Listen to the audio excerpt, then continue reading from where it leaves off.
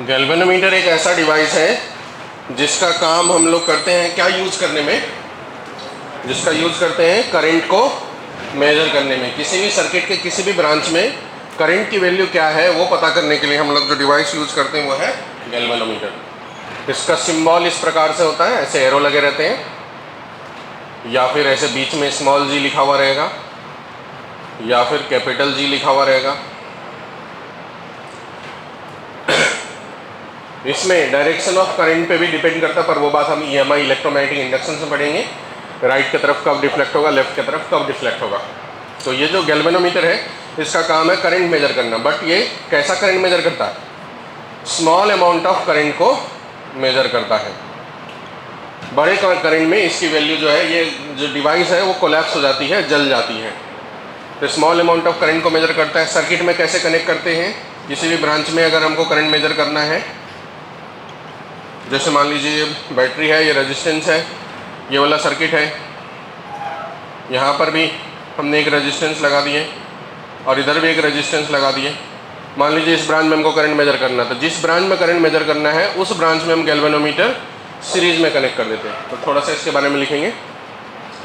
Device use to measure current, device use to measure current, या उस bracket में लिख देंगे स्मॉल, ब्रैकेट क्लोज कर देंगे। Use to measure current by connecting in series with the branch of circuit, by connecting in series with the branch of circuit.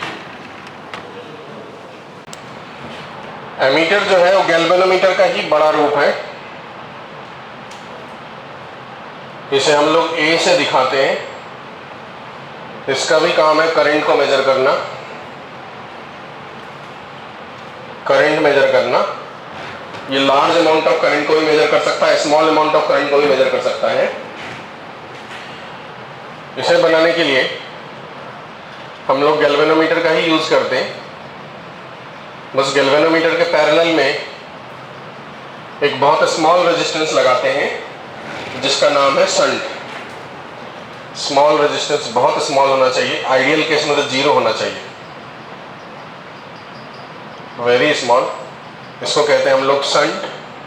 Parallel में connect करते हैं गैल्वेनोमीटर के थ्रू, ताकि क्या हुआ, अगर बड़ा करंट आया उसमें से गैल्वेनोमीटर में आइडियल, कहीं पर अगर कुछ इंफॉर्मेशन नहीं दिया रहता है हम लोग आइडियल एमीटर मानते हैं, आइडियल डिवाइस मानते हैं, और उसकी जो रेजिस्टेंस है उसकी वैल्यू 0 मानते हैं। तो लिखेंगे इसको भी।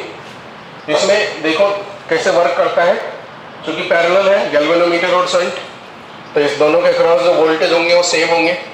ऊपर के क्रॉस जो वोल्टेज होंगे वो करंट इन गैल्वेनोमीटर इंटू जी, और नीचे जो वोल्टेज होंगे वो आई minus I G into shunt S. ये वाला प्रिंसिपल है वोल्टेज कांस्टेंट। अब इससे हम आई का कैलकुलेशन कर पाएंगे। इसे I into S minus I G into S कह सकते हैं, उसको इधर लाएंगे, I G into G plus I G into S equal to हो जाएगा आई इंटू एस।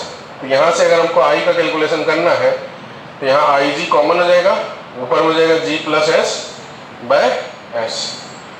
ये हो गया हमारा करंट मेजर करने का फॉर्मूला, जिसमें ये वाला जो टर्म है जी प्लस एस बाय एस, इसे कहते हैं figure of merit. Figure of merit, अच्छा मेजरमेंट करने के लिए फिगर ऑफ मेरिट ज़्यादा होनी चाहिए, और वो तब होगा जब शंट की वैल्यू कम होगी। तो जितना ज़्यादा शंट कम होगा एमीटर उतना ज़्यादा यूजफुल होगा।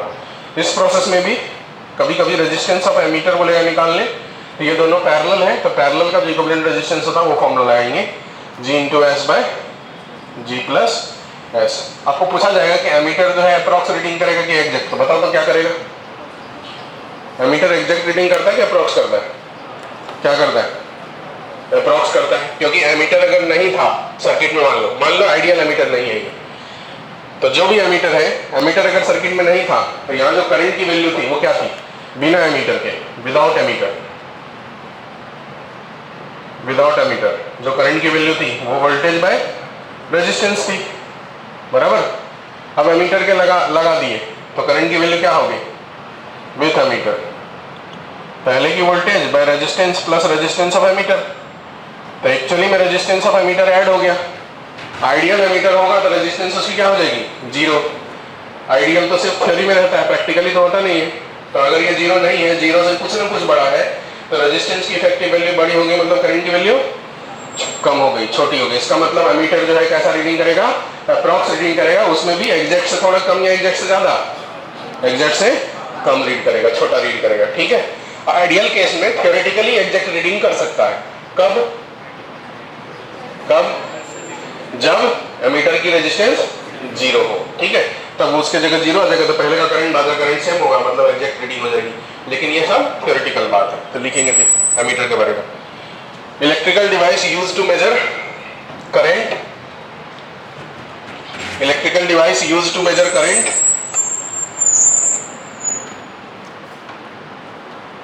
Current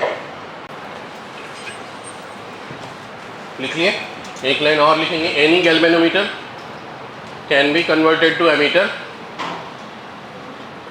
any galvanometer can be converted to ammeter by connecting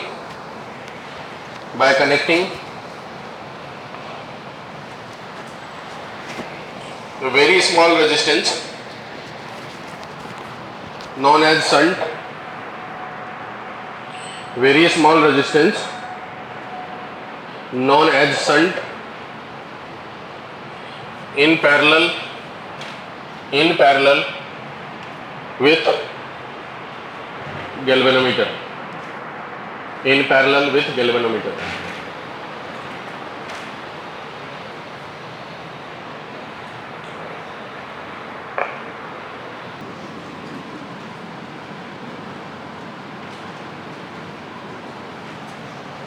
तो जो लिख लिए, वोल्ट मीटर भी एमीटर के जैसा ही एक डिवाइस होता है, उसका काम होता है वोल्टेज मेजर करना।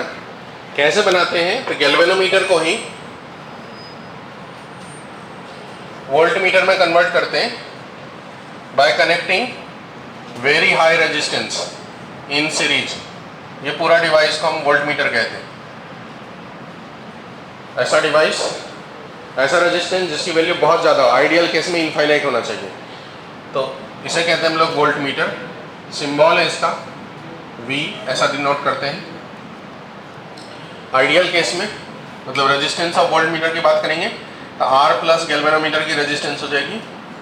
आइडियल कंडीशन में रेजिस्टेंस ऑफ वोल्ट मीटर जो होगा वो इनफाइनाइट होना चाहिए, जो हमने R कनेक्ट कर रहे हैं वो उसकी वैल्यू भी इनफाइनाइट होनी चाहिए, ताकि इसमें जो करंट का फ्लो हो वो कम से कम हो। मतलब आइडियल केस में current in volt meter zero हो जाता है, वोल्ट मीटर के माध्यम से कोई करंट फ्लो ना हो। कैसे कनेक्ट करते हैं, तो जैसे मान लो ये एक सर्किट है,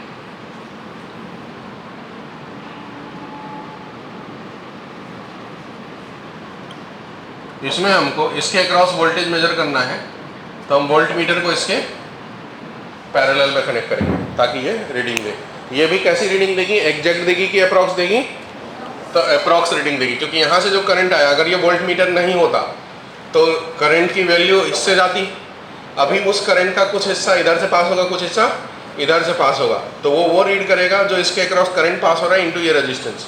मतलब यहाँ पर जो करंट आया, मान लीजिए I, उसमें से IG इधर गया, तो रिमेनिंग I माइनस IG इसके साथ गया, तो जो रीडिंग होगी वो हो जाएगी, या तो आप IG into resistance of volt meter कहो, या फिर इसी बात को जो करंट पैरेलल वाले रेजिस्टेंस में गया, मतलब I minus IG into resistance कहिए, ठीक है, मतलब R2, जो रेजिस्टेंस है R2। तो ये दोनों में से कोई भी एक रीडिंग है।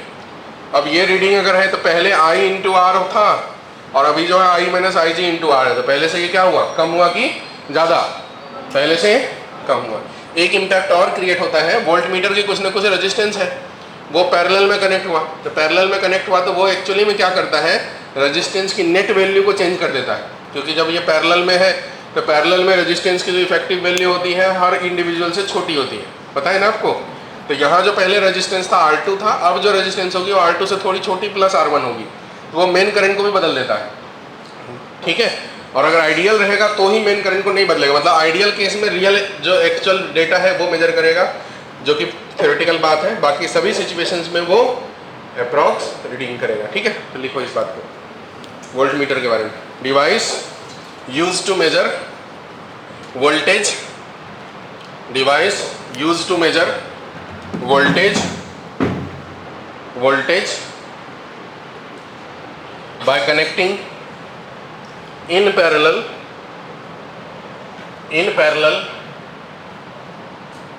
with the branch of circuit, in parallel with the branch of circuit, in parallel with the branch of circuit.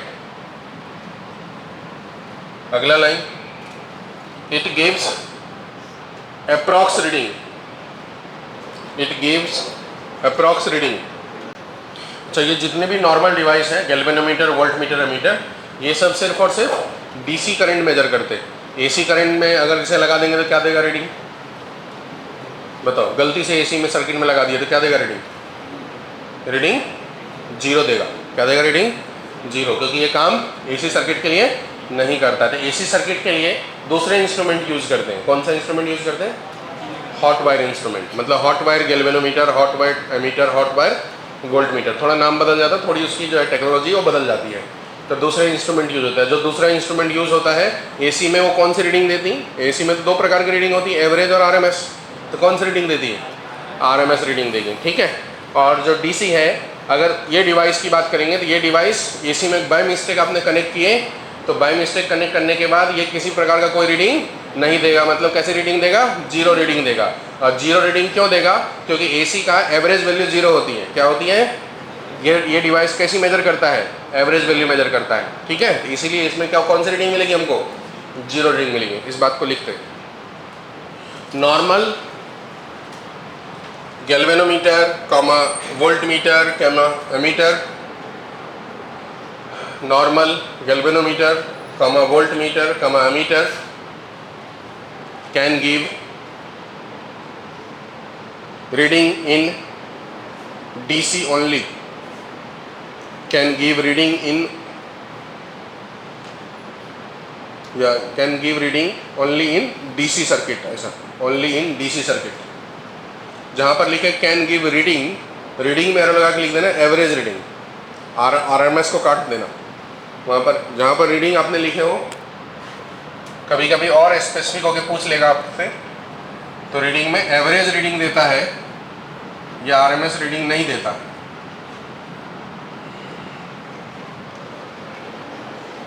ठीक है.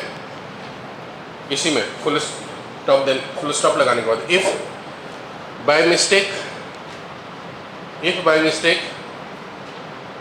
This device connected in AC circuit then gives zero reading.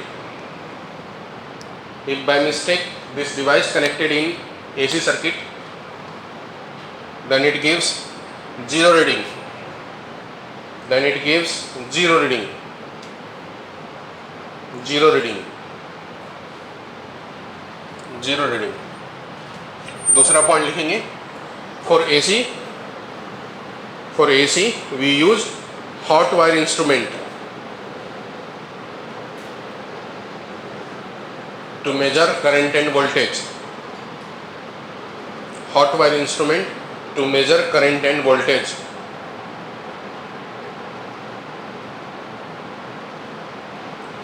जहाँ पर लिखे हॉट वायर इंस्ट्रूमेंट, उसमें arrow लगा के छोटा सा लिख देना आरएमएस रीडिंग. जहाँ पर लिखे हॉट वायर, उसमें एरो लगा के लिख देंगे RMS reading. RMS, root mean square, RMS reading.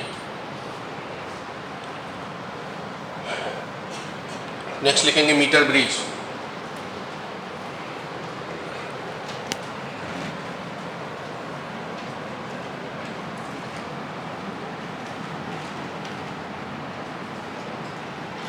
Metre bridge.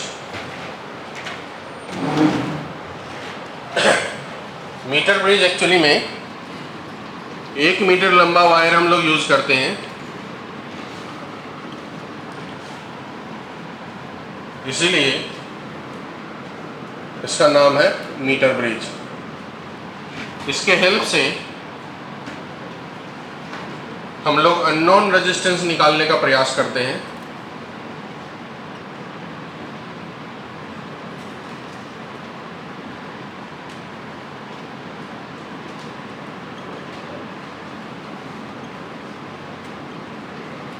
ये काम करता है व्हीटस्टोन ब्रिज के बैलेंस प्रिंसिपल पे। यहाँ पर एक ये वायर घुमा करके नल पॉइंट पता करने का प्रयास करते हैं। तो जो ये लेंथ हुआ, मान लो L मिला, तो जो रिमेनिंग लेंथ हो गई वो हो जाएगी 100 माइनस L सेंटीमीटर। तो यहाँ पर जिस साइड का जो रेजिस्टेंस है वो रेजिस्टेंस में उस साइड का लेंथ इक्वल टू दूसरे साइड का रेजिस्टेंस बाय दूसरे साइड का लेंथ, ये वाला कॉन्सेप्ट है। क्यों? क्योंकि एक्चुअली में कॉन्सेप्ट होनी चाहिए, ये बैलेंस व्हीटस्टोन ब्रिज पे काम करता है। बैलेंस व्हीटस्टोन ब्रिज तब होगा जब ये नल पॉइंट मिला, मतलब यहाँ करंट की वैल्यू क्या होगी, 0। तो ये तब होगा जब यहाँ का वोल्टेज और यहाँ का वोल्टेज सेम हो जाए, और ये तब होगा जब यहाँ का वोल्टेज और यहाँ का वोल्टेज सेम हो जाए। तो ये वाला रेजिस्टेंस का रेशियो और ये वाला रेजिस्टेंस का रेशियो बराबर होनी चाहिए। मतलब हम कह सकते हैं R by resistance of wire AC equal to X by resistance of wire BC। और जब किसी वायर की रेजिस्टेंस लिखने जाएंगे तो रेजिस्टेंस का फॉर्मूला था रो L बाई A। तो रो मतलब रेजिस्टिविटी, लेंथ ऑफ AC जिसे हमने L बोले, by area of cross section equal to X by resistance of BC में भी रो मतलब रेजिस्टिविटी, लेंथ ऑफ BC मतलब 100 minus L divide by area. तब देखेंगे ये एरिया और रो कैंसिल हो जाएगा, तो इसलिए सीधा सीधा कॉन्सेप्ट आ गया resistance by resistance by length. मतलब करस्पॉन्डिंग साइड का रेजिस्टेंस बाय करस्पॉन्डिंग साइड का लेंथ इक्वल करना है हमको। मतलब R by L equal to X by 100 minus L। कुल मिलाकर के यही कॉन्सेप्ट हमको ध्यान रखना है। इसी के बेसिस पे जो अननोन है वो निकल जाएगा। अगर R अननोन है, X नोन है, तो R की वैल्यू निकालने के लिए L ऊपर चला जाएगा। और अगर X अननोन है, जैसे कि यहाँ पर X हमारे लिए अननोन है, तो वो निकल जाएगा R इंटू ये क्रॉस मल्टीप्लाई करके 100 माइनस L बाय L। ठीक है, इसी को आप अगर L को सेंटीमीटर की जगह मीटर में रखेंगे तो 100 की जगह क्या यूज़ कर लेंगे, 1 यूज़ कर लेंगे। तो जब L सेंटीमीटर, ज़्यादातर सवाल में L सेंटीमीटर में रहता है, इसलिए मैंने 100 माइनस L यूज़ किया। अगर मान लीजिए L मीटर में रहेगा तो फिर 1 माइनस L बाय L हो जाएगा ये फार्मूला। तो लिख लो इसके बारे में। Metre bridge use to measure unknown resistance, use to measure unknown resistance, use to measure unknown resistance. It work on the principle of balance Wheatstone bridge. It work on the principle of balance Wheatstone bridge.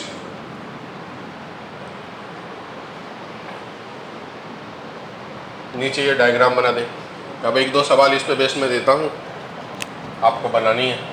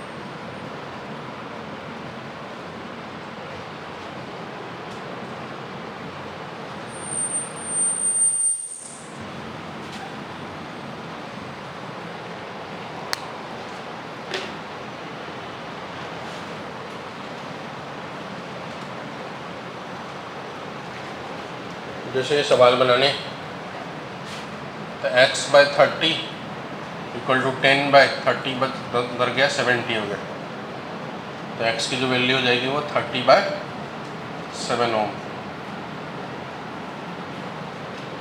Unit convert करने की ज़रूरत नहीं क्योंकि दोनों तरफ unit same रहेगा तो cancel हो जाएगा यूनिट। यहाँ बात करेंगे तो 5/35 इक्वल टू, इधर ये r और r पैरेलल में है तो उसकी जो इफेक्टिव वैल्यू हो जाएगी वो r/2 बाई इस साइड की लेंथ, इधर 35 उधर था 65, इधर कैंसिल करेंगे 7 जा 13 जा, तो ये हो जाएगा 5/7 equal to r/2/13, 13 to 5 65/7 equal to r/2, तो जो r की वैल्यू हो जाएगी 130/7 ओम हो जाएगी। इस वाले सवाल में इस तीनों की जो इफेक्टिव वैल्यू होगी, ये r और r पैरेलल था r/2 और ये r, तो 3r/2 हो गया। यहाँ 20/40 सेंटीमीटर इक्वल टू 3r/2 भाई इधर 40 बचा हुआ, उधर हो गया 60 सेंटीमीटर। यहाँ से 20 × 60/40 इक्वल टू 3r/2, तो यहाँ से ये कैंसिल हो गया, 2 और 2 कैंसिल हो गया, 60 इक्वल टू 3r, तो r की वैल्यू 20 ओम। उसी तरीके से यहाँ बात करेंगे तो ये वाला भी r और r पैरेलल, तो 3r/2 हो गया इफेक्टिव वैल्यू। यहाँ भी पैरेलल से 20 और 5 को सॉल्व करेंगे तो 20 × 5/20 + 5, ये हो गया 4, तो 4 उधर 75 है तो इधर 25 बचेगा इक्वल टू उधर 3r/2/75, इसे सॉल्व करेंगे 3 यहीं आ जाएगा, 4 × 3 इक्वल टू 3r/2, यहाँ से 3 कैंसिल हो गया, r की वैल्यू 4 × 2 = 8 ओम।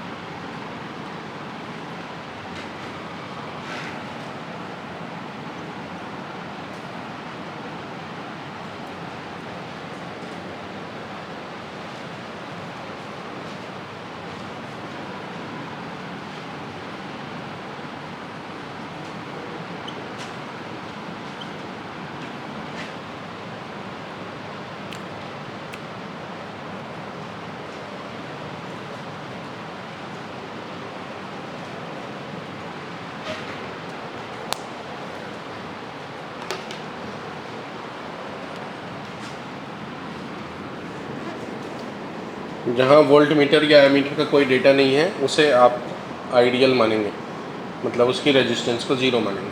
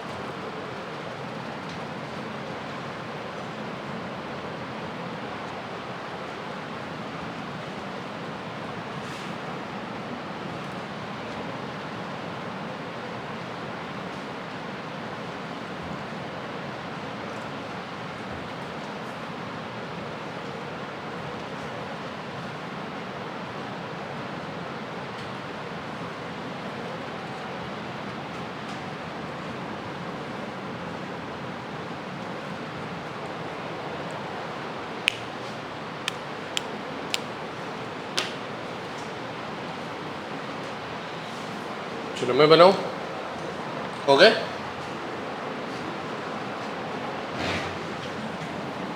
सर्किट को बनाने का सिंपल तरीका कि आप एमीटर वोल्ट मीटर को भूल जाओ, ऐसा मानो कि सब रेजिस्टेंस है।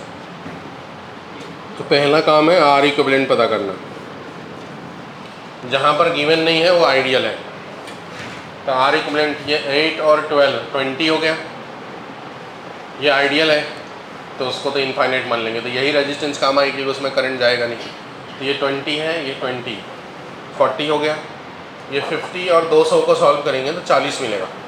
50 इंटू 200 बाई 50 प्लस 200 40 मिलेगा। तो ये 40, ये 20 और ये 20, तो कितना हो गया 80। तो इस साइड का 80 हो गया। इसको सॉल्व करते हैं, 60 30 को सॉल्व करते हैं कितना मिलेगा 20, और ये आइडियल है तो 0। तो यहाँ से लेकर के यहाँ तक 20 है, तो एक ब्रांच में 20 है और पूरा सॉल्व किया था 80 था।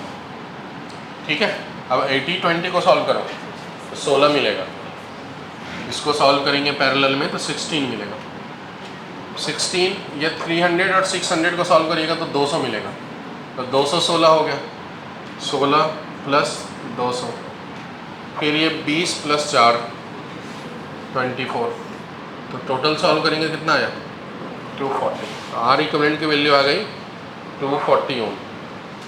तो जो करंट हो जाएगा 480 बाई 240, 2 एम्पियर। यहाँ से करंट आया 2 एम्पियर। अब करंट को करना है डिस्ट्रीब्यूट। ठीक है, करंट को डिस्ट्रीब्यूट करना, ऊपर में 300 नीचे में 600, तो रेजिस्टेंस का उल्टा। तो रेजिस्टेंस जिधर ज़्यादा है वहाँ कम होगा करंट, जहाँ कम है वहाँ ज़्यादा। तो रेजिस्टेंस का रेशियो 1/2 है, तो करंट का रेशियो 2/1 होगा। मतलब इसको 3 हिस्से में बांटना, 2 हिस्सा यहाँ 1 हिस्सा यहाँ। तो 3 हिस्से में बांटेंगे, 1 हिस्सा, तो 1 हिस्सा ये हो गया 2/3 एम्पियर, और जो 2 हिस्सा यहाँ इसका डबल 4/3 एम्पियर। ये यहाँ मिल करके 2 हो गया। फिर यहाँ 2 रास्ते बटे, एक का सॉल्व किया था 20 मिला था, दूसरे का सॉल्व किया था 80। तो रेशियो क्या हुआ 1:4। 5 हिस्से में बांटने, ठीक है, 5 हिस्से में बांटने, उल्टा रखना है। जहाँ रेजिस्टेंस कम है वहाँ 4 हिस्सा, जहाँ रेजिस्टेंस ज़्यादा है वहाँ पर 1 हिस्सा। तो 2 एम्पियर को 5 हिस्से में बांटने, तो 2/5 हो गया। समझ रहा है, 2 को 5 हिस्सों में बांटना है तो 2/5। तो एक हिस्सा 2/5 के बराबर। तो इसमें देना है 4 हिस्सा, 4 हिस्सा मतलब 8/5, और यहाँ देना है 1 हिस्सा मतलब 2/5 एम्पियर। ठीक है, अब ये 2/5 एम्पियर यहाँ आइडियल है तो यहाँ करंट 0 होगा, 2/5 यहीं जाएगा, यही 2/5 यहाँ से आएगा, वही 2/5 यहाँ से आते हुए यहाँ पहुँच जाएगा। 2/5 यहाँ पर आकर के 2 हिस्सों में बटेगा। ये जो 2/5 है उसे 2 हिस्सों में बांटना। कौन सा हिस्सा, ऊपर 200 नीचे 50, तो कितना रेशियो है 4/1 का। तो करंट इसका उल्टा बटेगा, तो यहाँ 1 और यहाँ 4, तो 1:4 में बांटना, मतलब और 5 हिस्से करने। तो 2/5 का 5 हिस्सा, तो 2 क्या हो जाएगा 25। तो ऊपर वाले को 1 हिस्सा देना, मतलब 2/25 देना है। यहाँ जो करंट है वो 2/25, और इस वाले को 4 हिस्सा देना है, रेजिस्टेंस 4 हिस्सा ना, तो 8/25 ये मिल गया। वापस से ये 2/5 हो गया। यहाँ से जो 8/5 आया यहाँ से भी वही आएगा 8/5। 8/5 यहाँ 2 हिस्सों में बटेगा, ध्यान दो, 60:30, तो 2:1। तो 8/5 को 2:1, रेजिस्टेंस का रेशियो 2:1, तो करंट का रेशियो 1:2। 3 हिस्से में बांटने, इसमें से 1 हिस्सा इधर और 2 हिस्सा उधर, तो 3 हिस्से में बांटेंगे तो 8 कितना हो जाएगा बताओ 15। ये हो जाएगा 8/15 एम्पियर, और ये इसका डबल जाएगा तो कितना हो जाएगा 16/15 एम्पियर बराबर। वहाँ से ये दोनों मिलकर के वापस 8/5 हो गया, 2/5, ये वापस कितना हो गया, कितना एम्पियर, 8 + 2 10/5, 2 एम्पियर। यही 2 एम्पियर यहाँ से पास करेगा। ये हो गया करंट का डिस्ट्रीब्यूशन। एक बार सब लोग ध्यान से देख लो, जिन लोगों को नहीं जमा था वो बरोबर है क्या, फिर रीडिंग लिखेंगे। जो वोल्टमीटर आइडियल है उसमें करंट 0।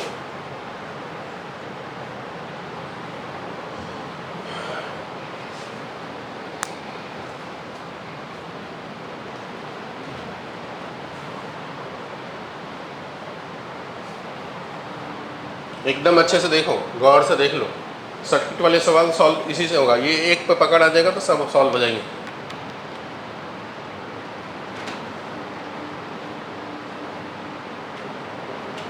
हाँ एकदम बरोबर।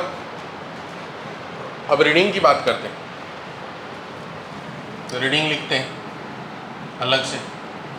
पहले एमीटर की रीडिंग लिखते हैं, A1, A2, A3, A4, 4 ammeter दिया हुआ है। A1 यहाँ है, कितनी करंट पास हो रही है बताओ? 2 एम्पियर। A1 की रीडिंग 2 एम्पियर। A2 यहाँ है, कितनी करंट पास हो रही है उससे? 8/5 एम्पियर। A3 देखो ध्यान से, A3 किधर है? इधर है, कितना करंट पास हो रहा है? 2/5 एम्पियर। A4 देखिए ध्यान से, A4 है, A3 ही है ना। चलिए वोल्ट मीटर की रीडिंग कहते हैं, V1, V2, V3, V4। V1 देखिए ध्यान से, यहाँ पर है। तो देखो वोल्ट मीटर की रीडिंग निकालते वक्त वोल्ट मीटर में पास होने वाला करंट इनटू वोल्ट मीटर का रेजिस्टेंस कर सकते हो, या उसके पैरेलल वाले ब्रांच में पास होने वाला करंट और पैरेलल ब्रांच का रेजिस्टेंस कर सकते हो। मतलब इसे हम V1 की रीडिंग 4/3 इंटू 300 कह सकते हैं, या फिर 2/3 इंटू 600 कह सकते हैं। आप पे डिपेंड करता है, दोनों का आंसर हमेशा ही सेम आएगा। सेकेंड V2 की बात करते हैं। तो V2 यहाँ है। अब यहाँ तो ये आइडियल है, उसमें करंट 0 है, तो उसमें ये वाला फंडा काम नहीं करेगा, तो उसके पैरेलल वाला सही निकालना है। पैरेलल में करंट जो रेजिस्टेंस है उसमें जो करंट पास हो रहा है वो 2/5 इंटू उसकी जो रेजिस्टेंस है वो 20, इतना वोल्ट। अब V3 की रीडिंग की बात करते हैं। V3 यहाँ पर है, तो यहाँ दोनों में करंट पास हो रहा है, तो दोनों में से किसी का यूज़ कर लो। मैं किसका यूज़ करता हूँ? इसका करता हूँ। 16/15 इंटू 30 वोल्ट। V4 की बात कर लेते हैं। V4 यहाँ है, इसमें करंट पास हो रहा है, इसकी रेजिस्टेंस। अब इसको यूज़ ना करते, इसको यूज़ करता हूँ। 2/25 इंटू 200, ये इसकी रीडिंग हो गई। तो रीडिंग लिखना एकदम सिंपल है, बस आपको एक बार R इक्विवेलेंट फाइंड करना पड़ेगा, सर्किट में करंट डिस्ट्रीब्यूट कर लेना पड़ेगा, कर लीजिए, फिर जहाँ जहाँ जो जो रीडिंग बोला सब हो जाएगा, बना दीजिए। मैंने एक साथ ज़्यादा डिवाइस यूज़ कर लिया, इसलिए इतना हौच पौच दिख रहा है आपको। आपको जो सवाल आएगा उसमें 1 या 2 ही डिवाइस यूज़ होते हैं,